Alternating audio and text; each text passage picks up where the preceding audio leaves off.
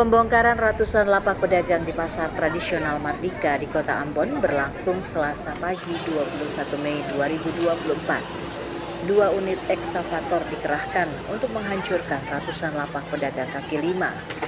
Pembongkaran lapak pedagang ini dilakukan sejak pukul 7 pagi. Saat dilakukan penggusuran, tidak ada perlawanan dari para pedagang. Para pedagang yang selama ini berjualan sampai di badan jalan hanya pasrah menyaksikan lapak-lapak mereka dibongkar petugas. Penggusuran lapak pedagang ini dikawal ketat aparat TNI Polri, Satuan Polisi Pamung Praja, juga dari Dinas Perhubungan Kota Ambon. Sejumlah petugas dari Dinas Perindustrian dan Perdagangan Provinsi Maluku juga tampak berada di lokasi pembongkaran. Beberapa pedagang menyampaikan aspirasi mereka agar dapat diakomodir untuk mendapatkan tempat di gedung pasar Mardika yang baru.